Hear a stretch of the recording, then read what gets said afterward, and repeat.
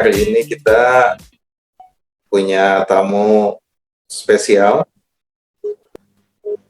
mahasiswa Fakultas Syariah, jurusan Hukum Tata Negara. Selamat datang Muhammad Lutfi. Selamat sore Pak. Assalamualaikum warahmatullahi wabarakatuh.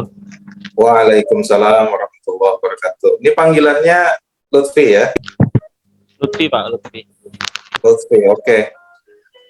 Lutfi ini teman-teman baru saja selesai dari kegiatan internasional, yaitu kuliah kerja nyata.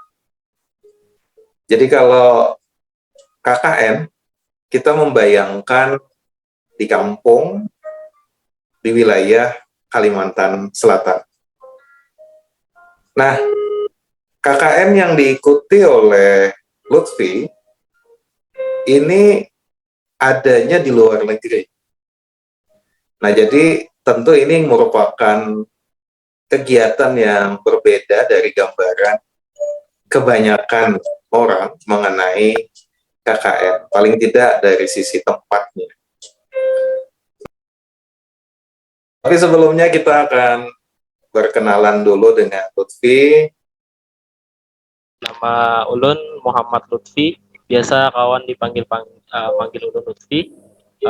Ulun sekarang sebagai mahasiswa di Universitas Islam Negeri Antasari, jurusan Hukum Tata Negara Fakultas Syariah, masuk semester 9 Bapak. Masuk semester 9, masih di tahun keempat. Jadi ulun sebelum masuk ke UIN Antasari Banjarmasin, ulun pertama TK itu di Satui. Satui ini di tanah bumbu. Di tanah bumbu. Habis itu karena ikut orang tua merantau, karena kerjaannya pindah-pindah, ulun SD pindah lagi ke pernah pindah ke Medan, itu dari kelas 1 sampai kelas 2. Habis itu pindah lagi ke Lehari ya, SD. Nah, SD, habis itu pindah lagi ke Kalimantan Tengah. Nah, di Kalimantan Tengah baru lulus sampai kelas 6. Setelah itu baru ulun MTS dan SMA itu ada niat masuk ke dalam pondok pesantren. Pondok pesantren yang ada di Cendalus Martapura, yaitu Darul Hijrah Putra, Pak. Jadi alhamdulillah di Darul Hijrah Putra ulun 6 tahun sampai lulus. Setelah itu baru masuk ke dalam UIN Antasari Banjarmasin. Nah, tuh ulun ada 2 bersaudara Bapak. Ulun anak pertama, habis itu ada 2 adik laki-laki semua. Yang adik yang pertama itu kelas 2 SMA, dan alhamdulillah juga di pondok Darul Hijrah Putra. Dan untuk adik yang kedua, itu yang paling kecil masih ikut orang tua Bapak di tempat kerja ayah. Untuk orang tua ulun alhamdulillah ayah bekerja sebagai swasta di salah satu perusahaan yang ada di Kalimantan Tengah, dan ibu sebagai ibu rumah tangga. Itu Bapak sedikit lah. Ya, menarik. Jadi dari kecil sudah biasa pindah-pindah, sudah biasa melakukan perjalanan jauh ya. Jadi dari Satui ke Medan. Ke Medan, Bro. Dari Medan balik lagi ke Kalteng tadi ya? Oh iya Pak, pernah juga di Sumatera Selatan Pak, di Palembang. Oh, di Palembang. Itu di Palembang itu sampai kelas 5 Bapak. Habis itu baru di Kalteng sampai kelas 6. Jadi Sumatera dan Kalimantan ya. Kalau Jawa pernah? Jawa cuma transit aja, nggak ada pernah. Oh iya, tidak pernah tinggal di sana ya. Jadi Kalimantan, Sumatera, Thailand. Wah, ini namanya jaringan Melayu. Jaringan Melayu. Jadi Lutfi, KKN internasional ini yang ke Thailand, ini taunya dari mana itu kemarin itu? Untuk KKN internasional ini ulun tahu pertama itu dari websitenya LP2M Bapak. Sebenarnya ulun ini diprogramkan untuk ikut KKN internasional yang pertama Bapak, yang hanya ke Sarawak. Nah, pada saat itu kan rencananya pengumuman pertama itu dia KKN internasionalnya ke Sarawak, dan itu waktunya sebelum Ramadan Bapak. Nah, dikarenakan pada saat itu yang mendaftar hanya Lutfi sendiri, dan kadada lagi orang yang mendaftar, jadi diprogramkan di bulan Juni, yang mana bulan Juni ini yang kita laksanakan KKN internasionalnya yang di Thailand dan di Malaysia Bapak. Oke. Dan untuk yang kedua nih berhasil berangkat ya. Alhamdulillah berhasil berangkat Bapak. Jadi sebenarnya tertarik dengan internasionalnya atau tertarik dengan Sarawaknya? Pada saat itu ulun tertariknya dengan kelas internasionalnya Bapak. Jadi pertama kan ulun mau ikut KKN Nusantara karena ada kawan ulun juga yang sebelumnya pernah KKN Nusantara itu Pak di Papua, si saudari Rizky Amalia. Jadi ulun tertantang gitu Pak. Jadi kayak wah kayaknya rame nih gitu. Nah kita ada KKN internasional, mengenal budaya baru, mengenal bahasa baru, habis itu suasana baru di tempat orang. Nah dari situ ulun tertantang dan ingin mencoba. Ya. Jadi ketika ada kesempatan langsunglah diambil ya.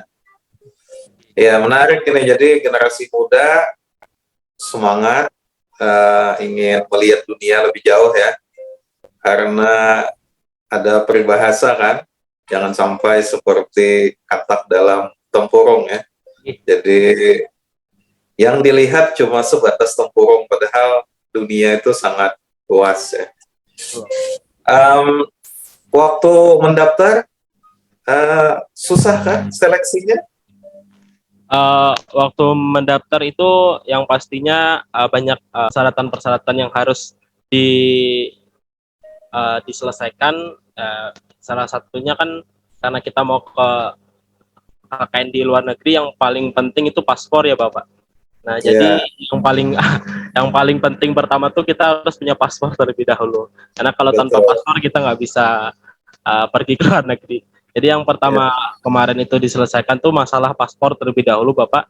Alhamdulillah masalah paspor lancar. Terus masalah persyaratan yang lainnya Pak, seperti izin orang tua, habis itu surat keterangan sehat, surat keterangan sudah melakukan vaksin 1, 2, 3 booster, dan lain-lainnya Pak. Nah untuk seleksinya alhamdulillah kemarin itu ada tes wawancara dan berbagainya juga. Tes itu.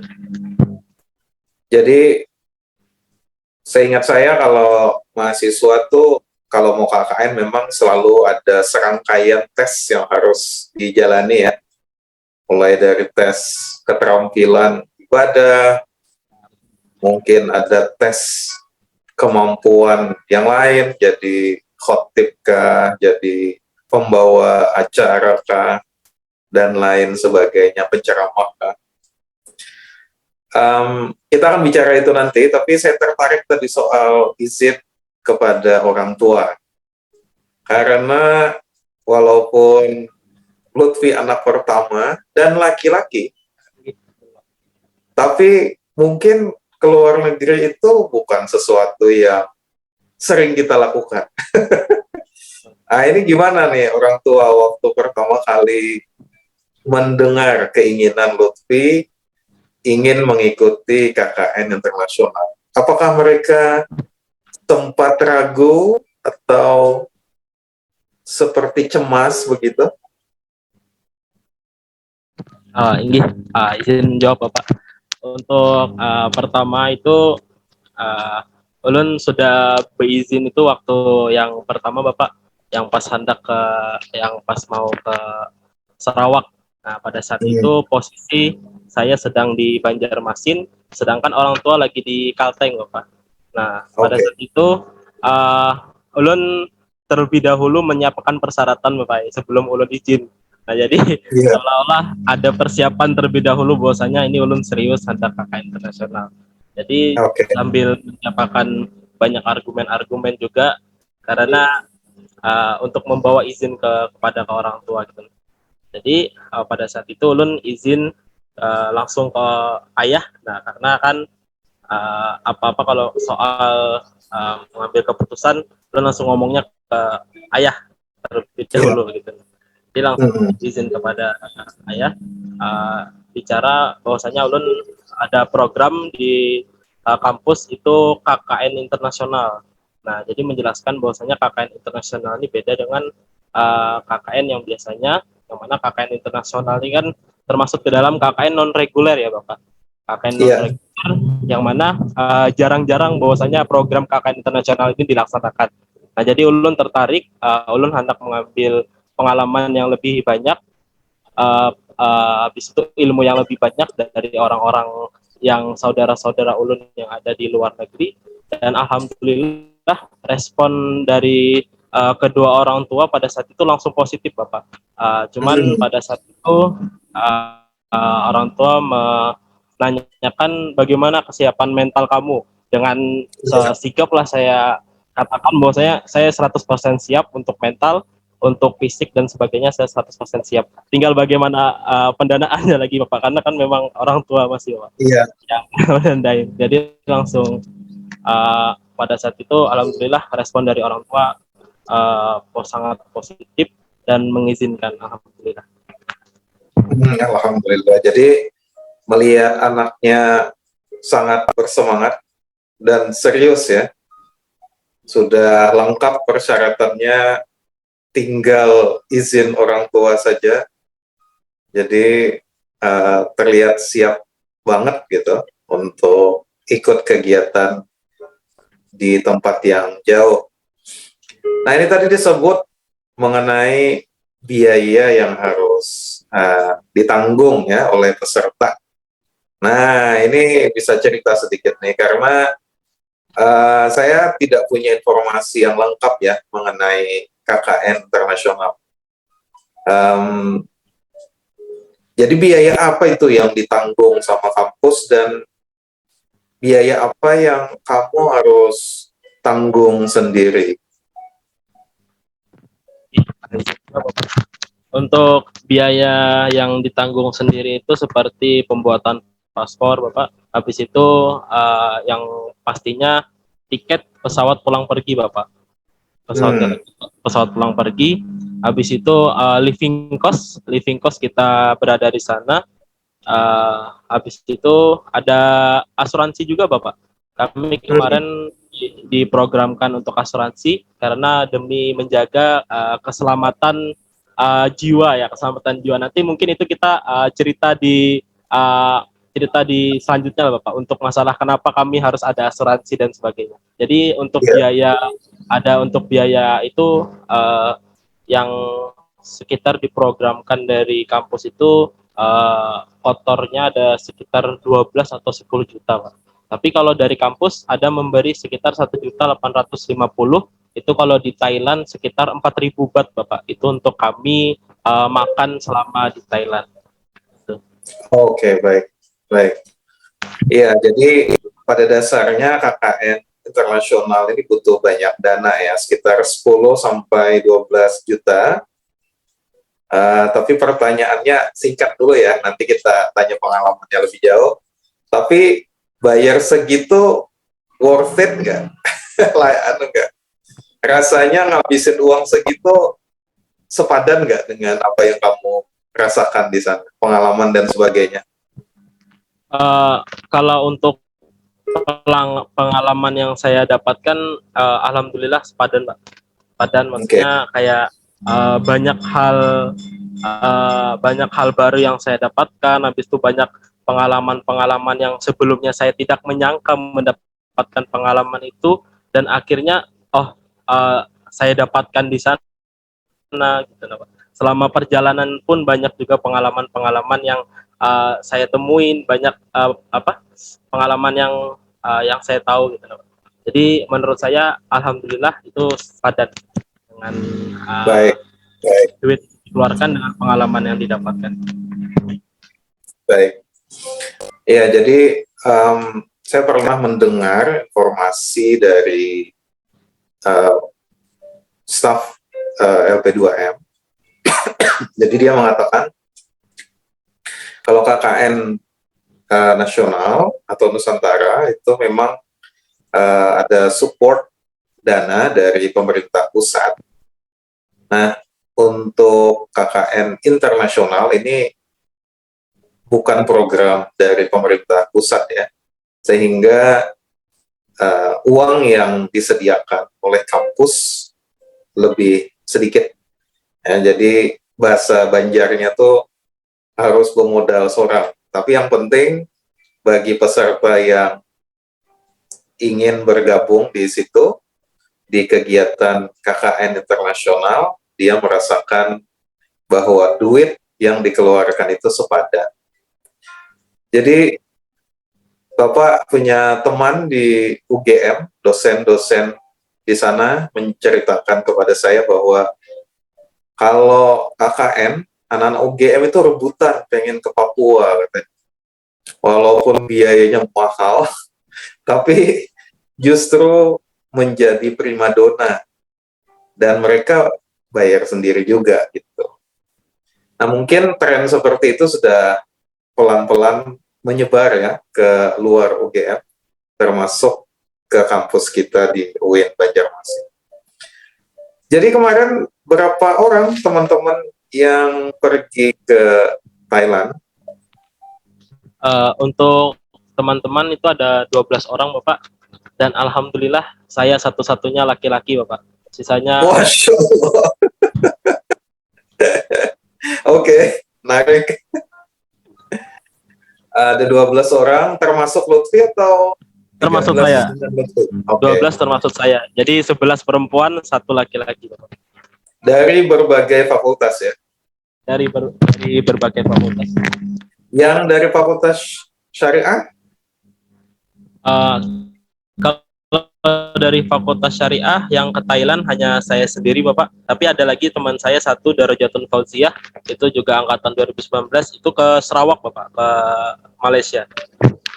Oh ya, oke, baik. Jadi yang ke Thailand hanya Lutfi, tapi ada mahasiswa fakultas syariah yang lain, KKN internasional, tapi ke Sarawak, Malaysia. Inggih, betul. Baik. Jadi ini menarik juga ya, ternyata Thailand lebih menarik buat perempuan ketimbang mahasiswa. Setelah semua syarat-syarat dipenuhi ya, paspor, kemudian izin dengan orang tua, pendanaan, jadi dari ibu dan bapak ya. Lalu kamu secara pribadi, apa yang kamu siapkan? Secara mental, kamu menyiapkan diri seperti apa? Kalau untuk secara mental Bapak, alhamdulillah dari mental sendiri sudah terbentuk dari saya sudah di sekolah di pondok pesantren Bapak. Nah, jadi untuk mental sebenarnya dari kecil pun sudah saya sering kabur dari rumah itu nggak tahu mau kemana Bapak, karena memang sudah mentalnya terbentuknya dari kecil mungkin, tapi matangnya tuh ketika saya mondok di pondok pesantren. Jadi untuk masalah kayak KKN internasional kayaknya sedikit aja menambah untuk masalah di persiapan di sana nanti. Artinya memperbaiki bagaimana cara kita bersosialisasi, habis itu berinteraksi dengan sesama. Mungkin persiapan-persiapan lainnya seperti menyiapkan di keagamaannya Bapak. Jadi kan seperti Bapak yang katakan tadi, mungkin ada dites menjadi khotib, ada dites menjadi imam. Nah, mungkin saya murojaah kembali, menghafal-hafal doa yang diperlu seperti doa arwah, doa selamat, doa setelah sembahyang fardu, wirid panjang, wirid pendek, dan sebagainya lah Bapak. Untuk mempersiapkan diri kalau nanti ketika kita di negara orang, kita disuruh untuk menjadi imam dan sebagainya. Mungkin hal-hal seperti itu Bapak perlu ulun siapkan sebelum pergi ke tempat KKN. Iya, jadi hal-hal yang dimintakan kepada semua peserta KKN, hal-hal yang berkaitan dengan ritual keagamaan, mengingat kita ini mahasiswa yang berasal dari kampus Islam. Tapi menarik tadi komentar mengenai persiapan mental. Jadi Lutfi ini sudah biasa jauh dari rumah dan orang tua. Jadi pergi jauh ke Thailand tuh rasanya tidak akan terlalu menakutkan atau bahkan tidak menakutkan sama sekali, justru menyenangkan ya. Ini perlu nih buat teman-teman yang berpikir akan keluar negeri. Karena kalau kita umroh, kita tuh pergi untuk ibadah dan kemungkinan akan bersama dengan keluarga. Kalau KKN, ini programnya beda sekali. Kita betul-betul dikirim ke tempat asing, diharapkan bisa menjadi bagian dari masyarakat di sana sambil berusaha berkontribusi. Makanya tadi pelatihan-pelatihan yang harus dipenuhi, disiapkan sebelumnya itu menjadi penting.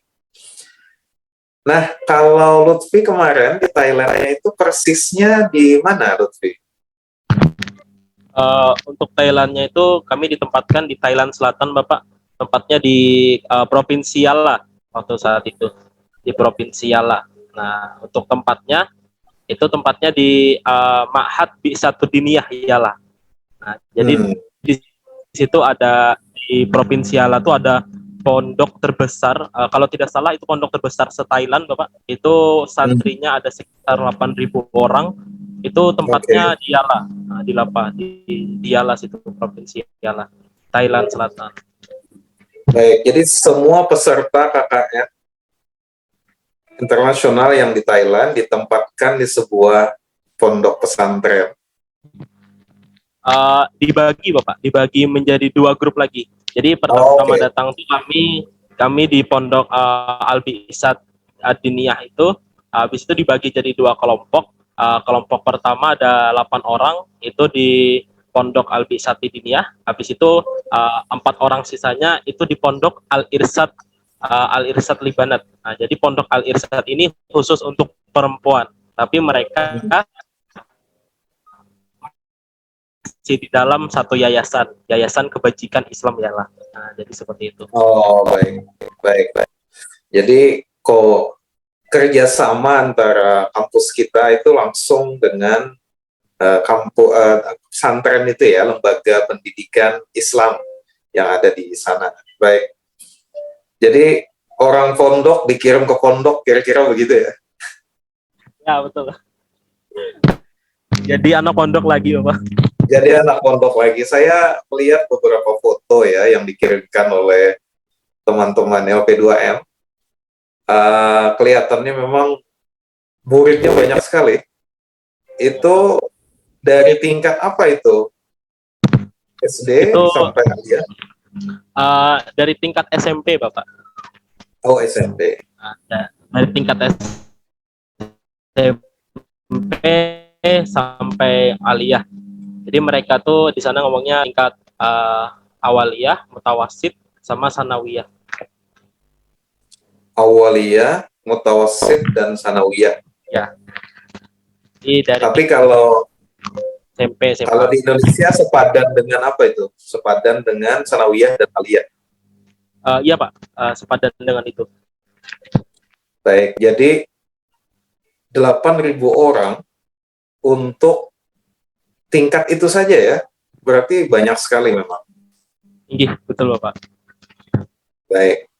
Barangkali jumlah pesantren di sana tak sebanyak pesantren di Kalimantan Selatan ya. Jadi kalau di Kalsel itu ribuan, tapi mungkin tak sampai 8.000 atau 10.000 ya. Saya nggak tahu angkanya untuk Pondok Pesantren Darussalam. Tapi angka segitu besar sekali memang untuk tingkatan sanawiyah dan aliyah saja. Nah, jadi kalian ditempatkan di mana? Jadi setelah masuk ke pondok, diterima pengurus pondok, lalu kemudian kalau Lutfi sendiri ditaruh di mana? Di asrama atau di tempat Eh, ustadznya? kalau kalau saya sendiri itu ditempatkan di asrama laki-laki, Pak. Jadi asramanya itu ada di dalam ma'hadnya. Jadi itu gabung dengan santri-santri yang lain, Bapak. Cuma ada memang satu bilik, satu kamar itu untuk pengurusnya. Nah, saya ikut nimbrung dan ikut sekamar dengan mereka. Nah, tapi untuk Oh, perempuannya itu mereka seluruhnya ditempatkan di asrama luar. Asrama luar ini kalau istilah kita di sini kos-kosan, Pak. Nah, jadi oh, buat oke. yang perempuannya semuanya itu ada di asrama luar. Nah, Ada di dan asrama. jaraknya dari asrama luar ke Ma'had itu sekitar 1 kilo lah kurang lebih. 1 kilo. Baik. Jadi yang betul-betul merasakan kehidupan pondok itu sehari-hari ya Lutfi ya. Karena yang lain sebahagian waktunya ada di luar. Jadi ini pengalaman yang luar biasa. Berapa lama di sana? Dari tanggal 5 Juli Bapak sampai tanggal 28, Oke, sekitar 25 hari ya. baik. Jadi kira-kira 3 mingguan lah ya. Lebih, 3 mingguan lebih. Jadi 3 mingguan lebih itu waktu yang bisa dibilang tidak sebentar tapi juga tidak lama ya. Kalau orang umroh itu kan mungkin sekitar ada yang 7 hari, ada yang 12 hari. Nah ini lebih nih, tiga, 3 mingguan lebih.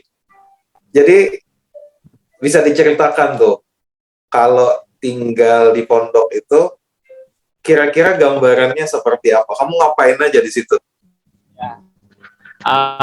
Jadi sebelum kita bercerita tentang itu, mungkin sedikit meluruskan Pak, karena kenapa kami hanya 3 minggu di situ, tidak lebih dari 30 hari.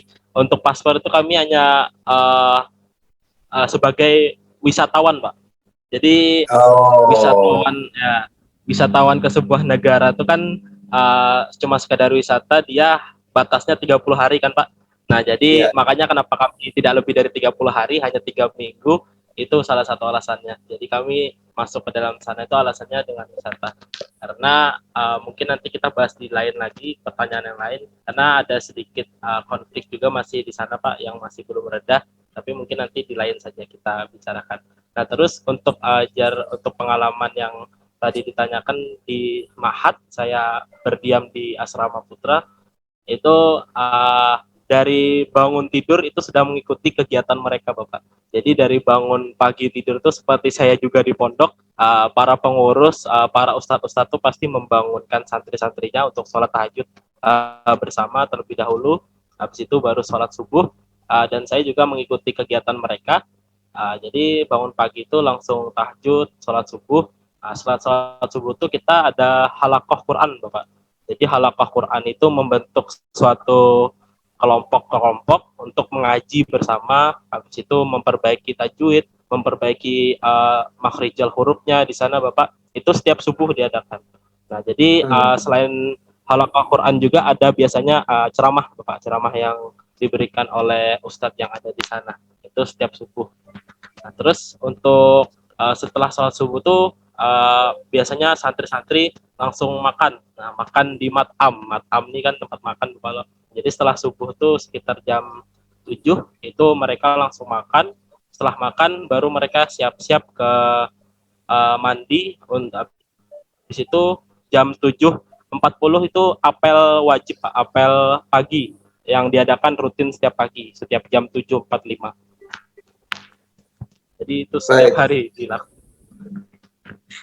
Jadi, ya, padat sekali jadwalnya dan eh, seperti kembali menjadi mahasiswa, jadi santri lagi ya di pondok pesantren.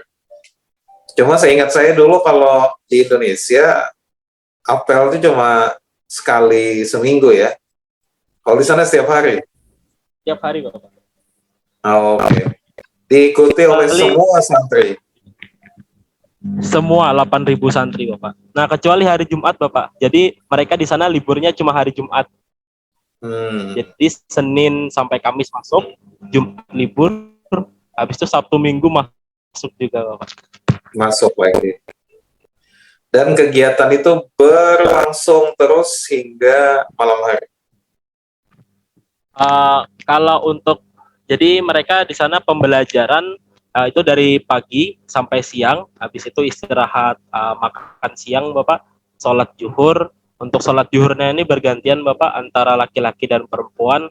Jadi nanti satu mata pelajaran itu nanti untuk perempuan, habis itu satu mata pelajaran untuk laki-laki. Nah setelah itu baru makan siang, habis itu lanjut lagi Bapak. Nah, jadi mereka di sana itu ada 2 kelas, Bapak. 2 kelas dari pagi sampai siang itu mereka kelas agama. Nah, setelah dari siang sampai sore, sampai jam 4 sore, itu mereka kelas Inggris, matematika, dan sebagainya. Nah, baru dari jam 4 itu biasanya ada yang mau olahraga.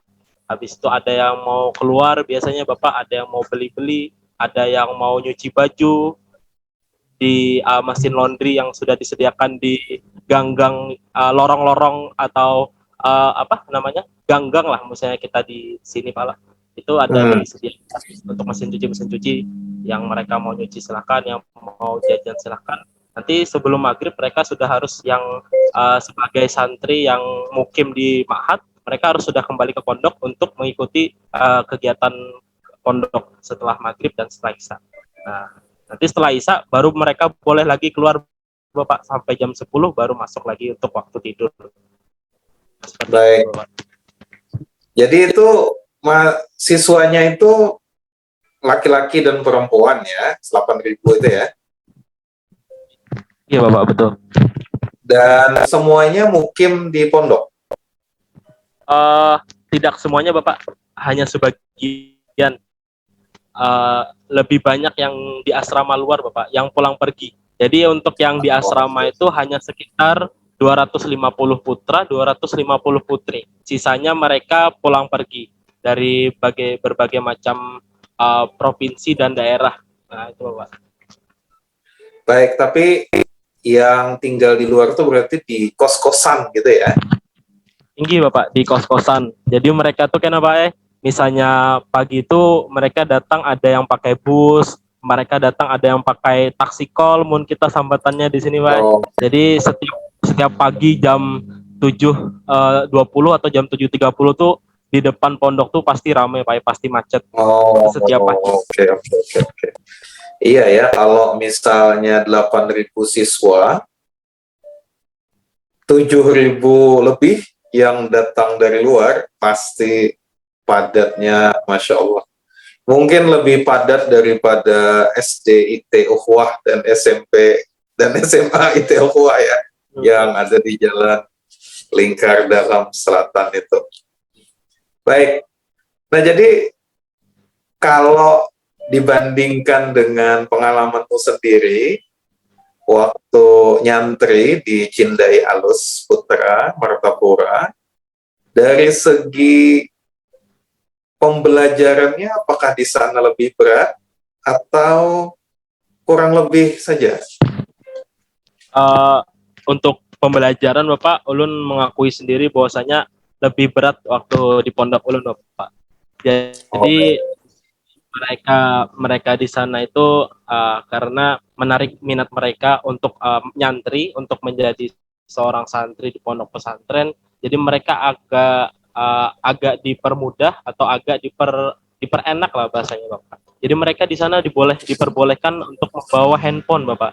Nah, jadi mereka di sana masih boleh main handphone itu waktunya setelah asar. Nah, jadi setelah asar sampai jam 10 itu mereka boleh menggunakan handphone kecuali waktu sholat. Nah, jadi dari setelah asar sampai jam 10 waktu tidur itu tidak boleh lagi pakai handphone. Nah, perbedaannya dengan yang pendidikan yang ada di Pondok Ulun itu sama sekali tidak boleh pakai handphone dan ketat lah Bapak, kurang lebih seperti itu.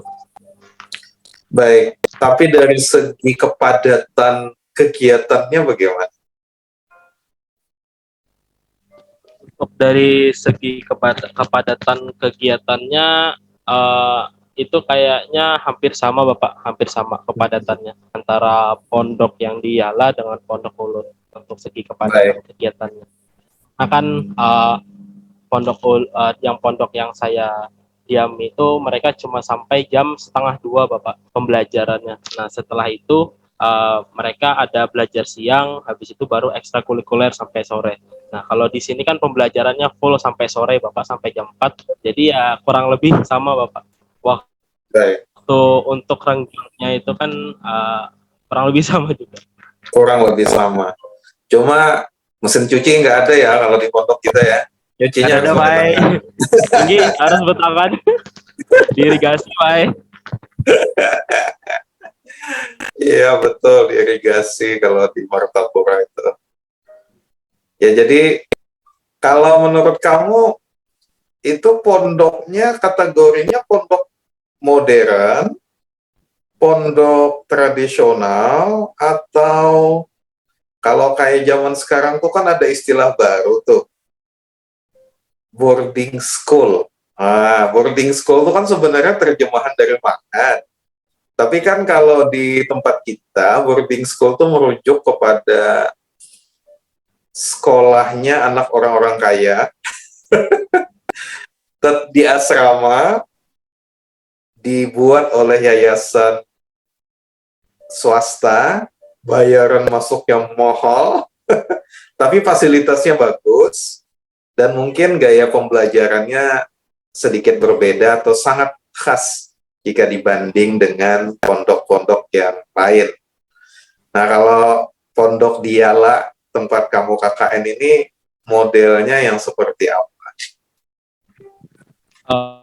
Kalau untuk Pondok Diala sendiri ini mereka termasuk ke dalam pondok modern Bapak, tapi mereka tidak meninggalkan budaya dan ciri khas mereka yang sudah lalu Bapak, yang maksudnya yang sudah dibawa dari pengajar-pengajar yang terdahulu, habis itu masih ada juga nilai-nilai budayanya yang ada. Nah, jadi kan kenapa jadi pondok modern? Karena sebelum adanya pembelajaran akademik itu mereka hanya belajar agama Bapak. Jadi ditawarkan oleh kerajaan bahwasanya harus ada pembelajaran akademik. Nah, jadilah di sana pondok modern dan mereka pun absen sehari-harinya datang ke sekolah itu mereka pakai semacam QR Bapak, absen elektronik yang kita juga kalau kita di kantor itu kan ada fingerprint Pak. Kalau mereka di sana pakai kartu Pak. Jadi kartu santri itu kayak ditempel-tempelkan. Jadi mereka tahu per kelas itu siapa yang tidak hadir, siapa yang hadir seperti itu Bapak. Jadi kayaknya modern Iya, modern. ada penggunaan teknologi canggih ya untuk absensi, kemudian pembelajaran, katakanlah kurikulumnya itu mata pelajaran yang umum gitu ya. Dan itu merupakan saran dari kerajaan. Menarik sekali. Baik, bahasa pengantarnya di sana. Untuk bahasa pengantar di sana itu bahasa Melayu Bapak. Bahasa Melayu. Baik. Jadi kalau orang Banjar disuruh bahasa Melayu ya paham lah ya, bisa lah. Ya Melayu Pinipin ya Pak.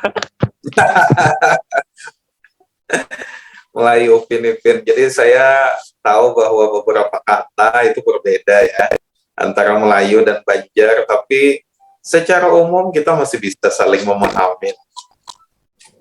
Selain bahasa Melayu, apalagi yang mereka pakai di sana? Bahasa Arab mungkin? Bahasa Thailand Bapak. Oh, bahasa Jadi Thailand.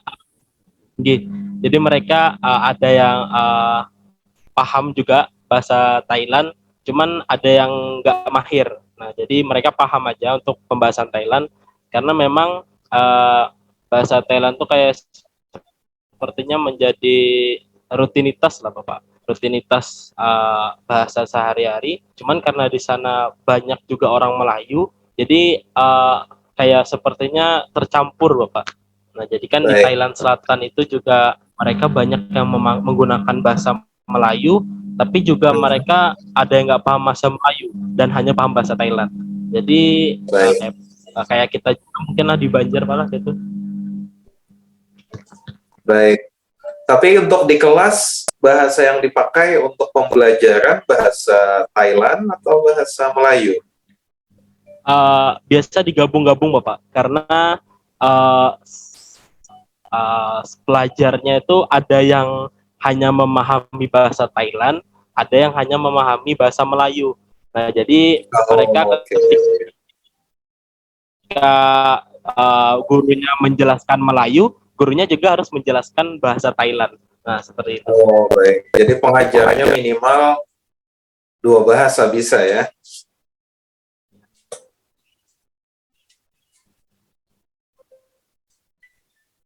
Baik. Nah, sekarang Lutfi selain dari melakukan observasi secara dekat, ya, terlibat secara langsung dalam kegiatan-kegiatan yang dilaksanakan di pondok, Lutfi apakah juga dilibatkan dalam mengajar atau mungkin berbagi cerita kepada santri-santri atau mungkin ada kegiatan lain yang dimintakan oleh pihak pondok? Ya, Bapak. Jadi ulun kalau untuk mengajar itu kami di sana hanya observasi, Bapak, observasi di sana sekitar 3 hari. Dan untuk mengajar itu kami mengajar di dalam program khusus yang kami adakan, yaitu program BIPA dan program English Camp. Program BIPA ini bahasa bahasa Indonesia penutur asing, yang mana kami mengajarkan kepada mereka bahasa Indonesia. Jadi kalau untuk Baik. mengajar kayaknya kami hanya mengajar di sana. Tapi untuk berbagi pengalaman itu saya pernah ada di 2 forum. Yang forum pertama itu saya khusus di lingkungan Mahat, itu saya ketika itu bicara di depan seluruh santri yang ada di Mahat, itu menggunakan bahasa Arab. Itu pas ketika awal penyambutan kami datang ke Mahat, Bapak. Nah, terus yang kedua, saya berbagi cerita juga waktu itu, namanya ta'aruf, Bapak. Mereka di sana ta'aruf.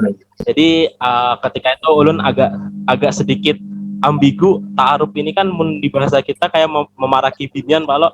Anak ta'aruf lawan si A. Jadi ulun Ya, ketika betul. itu, ini ta'aruf ta'aruf lawan apa nih? Ta'aruf lawan binian kah? Jauh ulun lo, Pak lo. Jadi ta'aruf menurut mereka mengenal kita lebih dekat.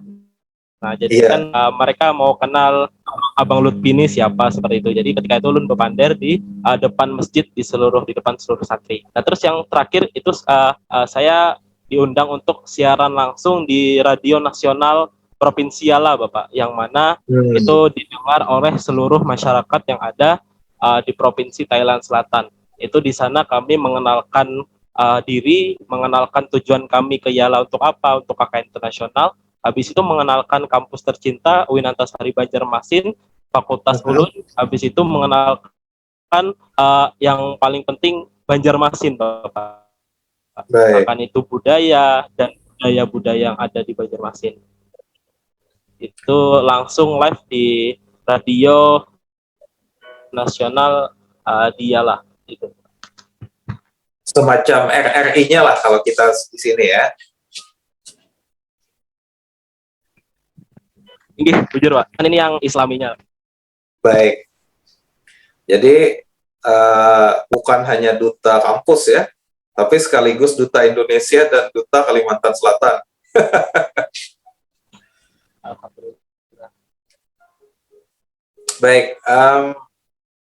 Lalu 3 minggu di sana, kemudian dilibatkan dalam beberapa kegiatan, dan tadi kita harus membicarakan nih aspek-aspek lain yang terkait dengan keadaan Thailand Selatan.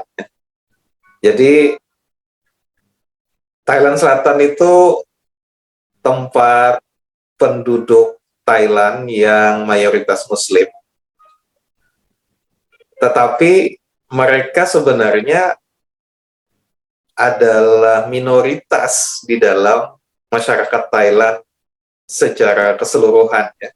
Karena Thailand itu adalah masyarakat Buddha, tapi di bagian selatannya ada penduduk yang beragama Islam, dan dalam sejarahnya mengalami ketegangan ya dengan pemerintah pusat.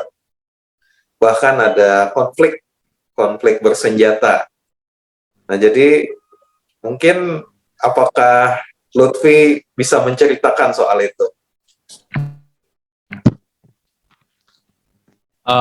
Kalau untuk hal itu mungkin itu pertama salah satu menjadi gundah gulana juga kami Pak berdua belas karena adanya informasi tersebut. Mengapa? Jadi kami juga disarankan untuk ada asuransi, ya menjaga diri kami, itu salah satu alasannya Bapak. Karena kami masuk ke dalam mengadakan kegiatan di salah satu provinsi yang memang dalam kondisi konflik lah Pak, kondisi konflik. Nah jadi untuk cerita lebih jelasnya itu untuk saat ini Ulun masih belum menerima secara jelas Bapak. Yang Ulun tahu itu cuman dahulu mereka Provinsi Thailand Selatan itu mereka tergabung menjadi satu negara yang nama negara Patoni, yang mana pada saat itu dijajah oleh negara Siam. Nah, jadi kenapa dijajah oleh negara Siam? Itu untuk tahunnya ulun lupa, dan pada akhirnya mereka terpecah belah negara Paton itu jadi berbagai macam jadi berbagai macam provinsi. Nah, jadi ada provinsi Patani, provinsi Yala, provinsi Naratiwat dan sebagainya. Nah, jadi setelah itu barulah mereka diakui sebagai termasuk ke dalam daerah Thailand. Nah, jadi untuk Baik, lebih jelasnya ulun masih belum berani untuk menyampaikan karena takutnya itu salah dan takutnya itu benar Bapak. Jadi kita masih belum mengulik habis mengenai informasi itu Bapak, karena mereka pun tidak berani untuk terang-terangan membuka karena masih banyak di sana mungkin mata-mata lah kita ketahui Bapak yang ada di baik, sana. Jadi itu yang mungkin ketika kita membicarakan itu mengancam keselamatan penduduk atau masyarakat di sana. Jadi baik. kita tahu sendirilah Bapak lah. Tapi kalian merasakan ketegangan itu ketika berada di sana? Untuk merasakan ketegangan itu alhamdulillah kami tidak merasakan Pak. Alhamdulillah aman. Tetapi agak terkejut ketika memasuki setiap provinsi, khususnya provinsi yang menuju ke Thailand Selatan itu dijaga ketat oleh kalau di sana istilahnya Oscar. Oscar nih kalau kita tuh tentara Pak. Nah, jadi tentara Ya, tuh menjaga setiap perbatasan-perbatasan provinsi untuk mencek apakah ini rombongan aman atau rombongan yang lainnya, nah atau yang tidak aman baik. konotasi. Nah, jadi itu yang membuat kami pertama, apakah ini aman atau apakah ini akan baik-baik saja? Dan alhamdulillah Ya, selama kami 3 minggu di sana, setiap kami pulang pergi dari satu provinsi ke provinsi lain itu alhamdulillah aman. ya. Jadi walaupun ini wilayah yang punya sejarah konflik, bahkan sampai sekarang masih ada upaya untuk melakukan istilahnya peace talk gitu ya, atau dialog tentang perdamaian, sehingga mungkin ada kekhawatiran akan keselamatan dan keamanan, tapi faktanya ketika kalian tinggal di sana 3 minggu, bahkan pindah-pindah dari satu provinsi ke provinsi lain, semuanya berjalan dengan lancar dan kalian selamat. Tidak ada yang dikhawatirkan tidak terjadi gitu ya. Alhamdulillah, alhamdulillah. Baik. Dan setahu saya kan di Thailand tuh lagi pemilu kan waktu kalian di sana ya, betul nggak? Betul Bapak. Itu lagi berlangsungnya pemilihan Perdana Menteri Bapak ketika kami di sana. Oke. Jadi pemilu untuk legislatifnya dan senatnya malah sudah ya waktu kalian datang ya. Sudah. Baik. Nah, jadi kalau misalnya nih Lutfi kan udah selesai, anggaplah alumnus program KKN internasional. Jadi sudah banyak yang dilihat, kenal dengan banyak orang, mungkin menjaga kontak gitu ya. Nah, kira-kira buat teman-teman mahasiswa yang lain yang belum KKN dan mungkin tertarik untuk KKN internasional, kira-kira apa rekomendasinya? Izin menjawab Bapak, untuk rekomendasi untuk kawan-kawan yang nantinya mungkin ada lagi program KKN internasional yang dilaksanakan, ulun hanya berpesan kepada kawan-kawan jangan takut untuk mengambil langkah, karena kita di sini masih saling sama-sama menuntut ilmu, sama-sama mencari pengalaman baru. Jangan tanggung-tanggung untuk mencari pengalaman yang lebih. Nah, seperti Bapak yang katakan tadi, jangan hanya menjadi katak di dalam tempurung. Nah, jadi kita harus berani untuk keluar, siapkan mental kita, siapkan fisik kita. Habis itu tentunya juga siapkan dana kalau misalnya kita mau mengikuti program ini lagi. Dan itu aja mungkin Bapak, siapkan mental, jangan takut untuk melangkah dan terus semangat. Habis itu terus memperbaiki mungkin sosialisasi Bapak. Karena menurut saya yang terpenting ketika kita merantau ke negeri orang, kita merantau ke daerah orang, yang pertama itu kita harus bersosialisasi terlebih dahulu. Karena kita tidak bisa menjadi pribadi yang diam ketika kita ke negeri orang, ke wilayah orang, kita tidak boleh hanya diam. Kita harus bersosialisasi, harus kita pertama yang mengenal orang, harus kita pertama yang bertanya kepada orang, kenalan kepada orang. Mungkin yang lebih penting tadi, yang pertama tadi sosialisasi Bapak. Kita sebagai sosialisasi harus kita perbaiki. Mungkin seperti itu Bapak. Harus lebih aktif ya di dalam ngajak orang ngobrol, memperkenalkan diri, bertanya. Bujur Pak. Jadi membangun pertemanan dan jaringan, kurang lebih begitu. Baik. Terima kasih banyak Lutfi sudah berbagi bersama kami di sini. Insyaallah mudah-mudahan podcast kita ini nanti bisa memberikan informasi awal kepada teman-teman yang pada tahun-tahun yang akan datang barangkali ingin menjadi peserta KKN internasional, dan mudah-mudahan juga menjadi inspirasi ya, karena di luar sana mungkin ada banyak orang yang mampu untuk ikut program seperti ini tapi masih ragu. Mungkin karena pertimbangan satu dan lain hal ya, tapi barangkali setelah mendengar cerita dari Lutfi, nah mereka keraguannya berkurang atau hilang. Terima kasih banyak sekali lagi Lutfi. Semoga Bapak, sama-sama. sukses. Amin dengan Bapak. sisa programnya. Ini tinggal skripsi berarti ya? Tinggal skripsi Bapak. Semoga Tinggal tahun ini. skripsi. Amin. Mudah-mudahan lancar. Mudah-mudahan mendapatkan hasil yang bagus di HTN ya. HTN ini ya ada banyak dosen lah, tergantung nanti kamu dapatnya siapa. Tapi siapapun, mudah-mudahan nanti hasilnya bagus sebagaimana hasil yang kamu dapatkan pada saat KKN. Baik, kita akhiri teman-teman. Assalamualaikum warahmatullahi wabarakatuh. Waalaikumsalam warahmatullahi wabarakatuh. Terima kasih Bapak.